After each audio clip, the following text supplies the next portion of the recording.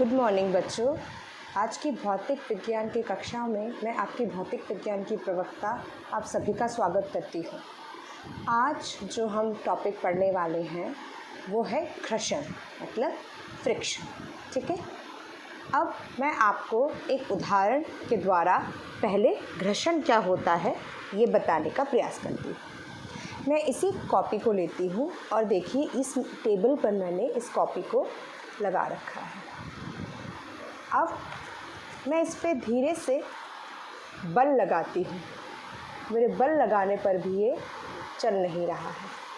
अब मैं थोड़ा और बल लगाती हूँ तो ये धीरे धीरे चलने लगता है।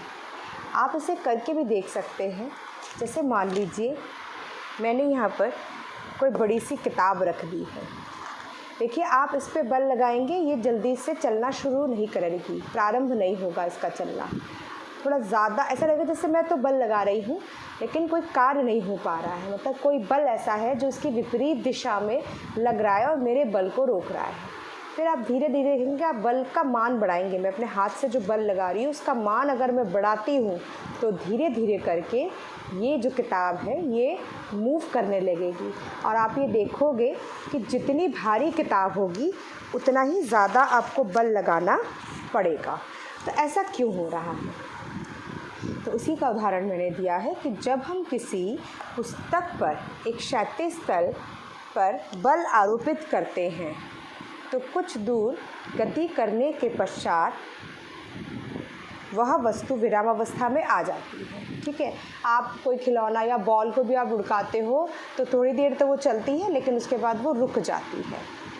इससे पता चलता है कि कोई बल है जो पुस्तक की गति को रोक रहा है। इस बल को घर्षण बल का नाम दिया गया है। जैसे अगर मैं इस पेन को भी लुढ़काऊंगी, देखिए ये रुक गया, ये रुक जाएगा। ठीक है, अगर मैं इस ढक्कन को भी घुमाऊंगी तो थोड़ी देर बाद ये रुक गया। क्यों? क्योंकि इस पे कोई एक बल कार्य कर रहा है जो कि इसकी गति को रोक रहा है। ठीक है, तो इस बल को घर्षण बल का नाम दिया गया है तथा इसकी उत्पत्ति पुस्तक तथा तल के अणुओं के बीच जो परस्पर क्रिया है इस तल के बीच में, और जो भी मैं जैसे अगर मैं पेन ले रही हूँ या मैं कोई ढक्कन कोई भी वस्तु ले रही हूँ उनके अणुओं के बीच परस्पर क्रिया के कारण घर्षण बल होता है। तो घर्षण बल को हम किस चिन्ह से दिखाते हैं? F, और नीचे यहाँ S लिखते हैं और F हमेशा छोटा स्मॉल s F होता है। ठीक है, if we push a book on a horizontal table with the certain initial velocity, English में ले रहे हैं, it eventually comes to rest, वो रुक जाती है। This shows that there is some force opposing the motion of the book on the table. This is called the frictional force. It arises due to interaction between the molecules of the book and of the table. Frictional force को हम Fs से show करते हैं। आगे, पिंड पर आरोपित बल का परिमाण बढ़ाने पर बल के बराबर तथा विपरीत दिशा में घर्षण बल भी एक सीमा तक बढ़ता है। अतः इसे स्थैतिज घर्षण कहते हैं। इसका मान जो है, इसका मान बुक और वस्तु स्थिर रहती है। ठीक है, इसके कारण ही बुक और वस्तु स्थिर रहती है। जैसे ही आरोपित बल एक निश्चित सीमा को पार करने लगता है पिंड गति करने लगता है और इस समय स्थैतिज घर्षण को स्थितिज घर्षण का सीमांत मान कहते हैं। ठीक है, दोबारा से एक बार इसको देखते हैं कि पिंड पर आरोपित बल का परिमाण हम बढ़ा रहे हैं। ठीक है, कौन सा उदाहरण है? यही अगर हम किताब वाला ले रहे हैं। ठीक है, तो हम देखिए यहाँ से बल लगा रहे हैं, धीरे धीरे बल बढ़ा रहे हैं लेकिन ये चल नहीं रहा है। ठीक है, तो पिंड पर आरोपित बल का परिमाण बढ़ाने पर बल के बराबर तथा विपरीत दिशा में घर्षण बल भी एक सीमा तक ही बढ़ेगा। ठीक है, उसकी भी एक लिमिट है। अतः इसे स्थैतिज घर्षण कहते हैं क्योंकि रुकी हुई पिंड है, बॉडी रुकी हुई है, बल लगा रहे चल नहीं रही है क्योंकि इस पर इसी बल के बराबर और विपरीत दिशा में आपका घर्षण बल लग रहा है तो रुकी हुई है बॉडी। ठीक है, तो इसको हम क्या कहेंगे? इसको हम कहेंगे स्थैतिज घर्षण बल। ठीक है, इसका मान के कारण इसके कारण जो है आपकी वस्तु देखिए रुकी हुई है। अब जैसे ही आरोपित बल एक निश्चित सीमा को पार करने लगता है, थोड़ा हमने और बल बढ़ाया और ये निश्चित सीमा को पार करने लगा है, तो उस वक्त स्थैतिज घर्षण को स्थैतिज घटक का सीमांत मान कहेंगे, क्योंकि इसके बाद जो है आपकी वस्तु चलने लगी। ठीक है, घर्षण बल तो इसमें फिर भी कार्य करेगा, लेकिन अब आपका वस्तु जो है आपकी वस्तु चलने लगेगी। ठीक है, तो जो मैक्सिमम वैल्यू है, जो मैक्सिमम वैल्यू है स्थैतिज घर्षण का, जिसमें कि आपकी बॉडी रुकी है और ठीक उसके बाद आपकी जो भी वस्तु है वो चलना शुरू कर देगी, उसको हम स्थैतिज घर्षण का सीमांत मान कहेंगे और उसे एफएस मैक्सिमम से शो करेंगे। अब पिंड पर कार्य करने वाले अभिलंब संपर्क बल को हम कहते हैं एम। देखिए इस डायग्राम में आप देखिए, ये बेस है, ये हमने एक पिंड लगाया है। पिंड का वेट जो है, भार जो है mg, वो नीचे की तरफ लगेगा और उसी के ऑपोजिट एक अभिलंब पे बल लगेगा, जिसे हम क्या कहते हैं, अभिलंब संपर्क बल। ठीक है, इसे n से हम प्रदर्शित कर रहे हैं। इधर से आप बल F लगा रहे हैं और इसी के ऑपोजिट में आपको यहाँ घर्षण बल Fs मिल रहा है। तो ये देखा गया है कि जो ये N है, मतलब जो आपका अभिलंब संपर्क बल है, वो किसके बराबर होता है, जितना उसका भार होगा mg का। और जो Fs मैक्सिमम है, ठीक है, वो मैक्सिमम मतलब सीमांत जो है, सीमांत घर्षण बल, स्थैतिज घर्षण बल है, वो किसके अनुपाती होता है, n के। तो n की जगह मैं क्या लिख सकती हूँ, mg। और जब हम अनुपाती का साइन हटाते हैं, इक्वल टू लगाते हैं, बराबर का चिन्ह लगाते हैं, तो वहाँ पर एक नियंताक आता है, ये नियंताक μs है। μs को कहते हैं स्थैतिज घर्षण गुणांक। ठीक है, μs का जो मान है केवल संपर्क पृष्ठों की प्रकृति पर तथा पिंड के भार पर निर्भर करता है, इसे क्षेत्रफल आदि पर निर्भर नहीं करता। स्थैतिज घर्षण बल Fs, इसको ध्यान से देखिए, Fs is less than equal to μ0s। इसका मतलब है कि जो Fs का मान है ये μsn के बराबर हो सकता है या इससे कम हो सकता है, ये किसी भी दिशा में इससे ज़्यादा नहीं हो सकता। यदि F बड़ा हो जाएगा इससे, तो वस्तु पृष्ठ पर गति प्रारंभ कर देगा, क्योंकि अभी तक तो ये देखिए S है ना, स्टैटिक मतलब स्थैतिज है, रुका हुआ है। अगर ये बड़ा हुआ, बल बड़ा हो गया, तो वस्तु पे आपने जो बल लगाया उसके अगर जो है घर्षण बल से अधिक हो जाता है, तो पृष्ठ पर गति प्रारंभ कर देगा। हाँ, और गति करते हुए वस्तु पर भी घर्षण बल लगता है, लेकिन अब इस घर्षण बल को हम क्या कहेंगे, इस घर्षण बल को हम गतिज घर्षण बल कहेंगे, क्योंकि अब जो बल लग रहा है, जो घर्षण बल लग रहा है, वो उसके गति में भी है, मतलब गति हो रही है वस्तु में, वस्तु मूव कर रही है और तब उस पर बल लग रहा है, इसीलिए इसको हम Fk से शो करते हैं। अब इसका देखिए डायग्राम में क्या चेंज आया, वेट तो नीचे ही लग रहा है और उसका रिएक्शन जो है अभिलंब बल वो n ऊपर लग रहा है। ये दोनों एक दूसरे के बराबर और विपरीत दिशा में हैं। आपका बल इधर लग रहा है, जो आप वस्तु पे बल लगा रहे हो, जिसके कारण उसमें एक वेग v वेग से ये गतिमान हो जा रहा है, लेकिन फ्रिक्शन अभी भी लग रहा है। फ्रिक्शन कैसा है, फ्रिक्शन जो है, घर्षण जो है वो अपोजिट दिशा में, उल्टी दिशा में लग रहा है। उल्टी दिशा में यहाँ भी लग रहा था, लेकिन यहाँ वस्तु स्थिर थी, जबकि यहाँ वस्तु v वेग से चल पड़ी है। तो अब हम Fk, अब वहाँ पर s यूज़ कर रहे थे, लेकिन यहाँ k यूज़ करेंगे, तो Fk क्या होगा, μk n होगा। μk क्या है, गतिज घर्षण गुणांक, और स्टैटिक हमेशा ज़्यादा होता है आपके काइनेटिक से, मतलब जो स्थैतिज है घर्षण गुणांक वो हमेशा ज़्यादा होता है आपका गतिज घर्षण गुणांक से।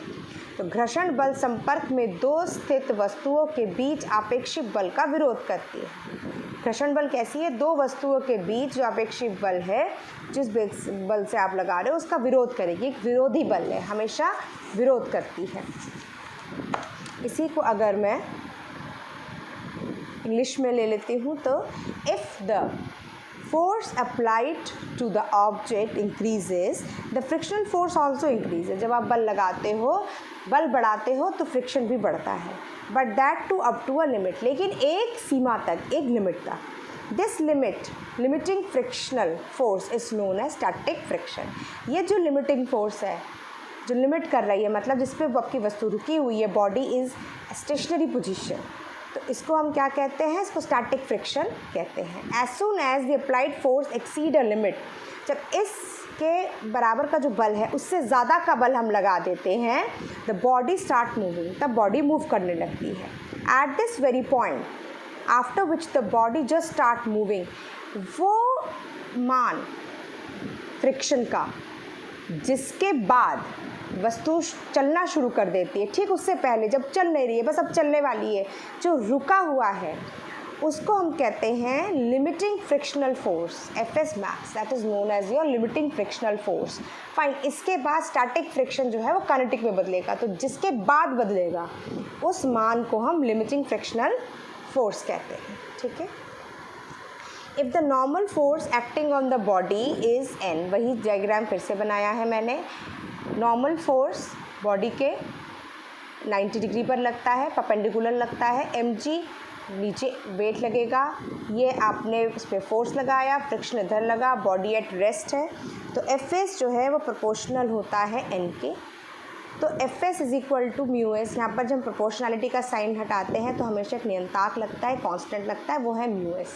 और फिर हम n की जगह ये mg का मान यहाँ रख देते हैं. ठीक है. म्यू एस को क्या कहते हैं? Coefficient of static friction.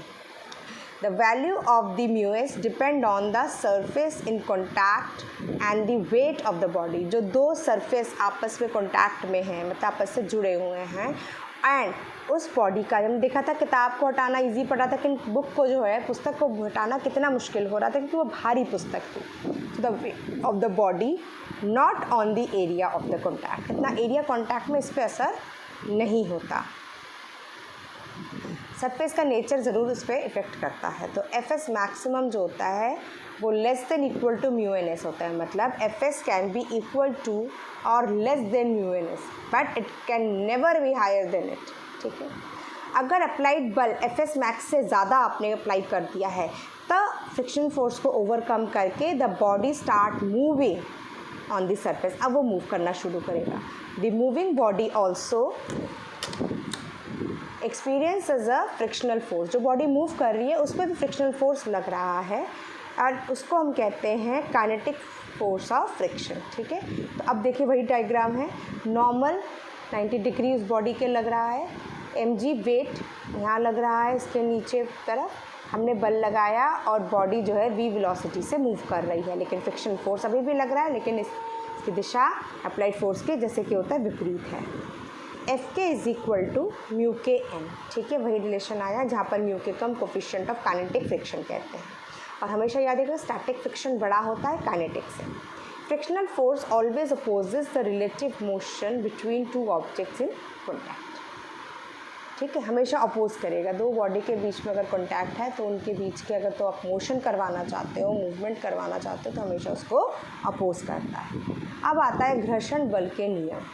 जब संपर्क में स्थित दो वस्तुओं के बीच सापेक्ष गति होती है तो उस सापेक्ष गति का विरोध करने वाले एक बल जो संपर्क सतहों के समांतर होता है उत्पन्न होता है, जिसे घर्षण बल या घर्षण कहते हैं.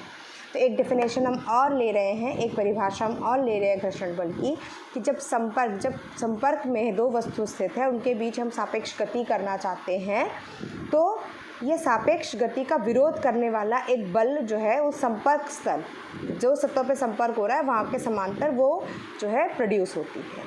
और ये जो उत्पन्न हो रही है इस बल को ही हम घर्षण बल कहते हैं. ये हमेशा रिलेटिव, मतलब दो के बीच में जो सापेक्ष गति है उसका हमेशा ये विरोध ही करती है. अब घर्षण बल के नियम क्या है? घर्षण बल गतिमान वस्तु की गति की विपरीत दिशा में कार्य करता है. अगर बॉडी लेफ्ट जा रही है तो घर्षण बल राइट को काम करेगा, अगर बॉडी राइट जा रही है तो घर्षण बल लेफ्ट को काम करेगा. घर्षण बल संपर्क तल के क्षेत्रफल पर निर्भर नहीं करता, एरिया पे निर्भर नहीं करता. कैसा है उसका नेचर, कैसा, उस पर भले ही निर्भर कर जाए लेकिन एरिया पे निर्भर नहीं करता. सीमांत घर्षण बल संपर्क में स्थित सतहों के बीच कार्य करने वाले अभिलंब प्रक्रिया बल N के समानुपाती होता है।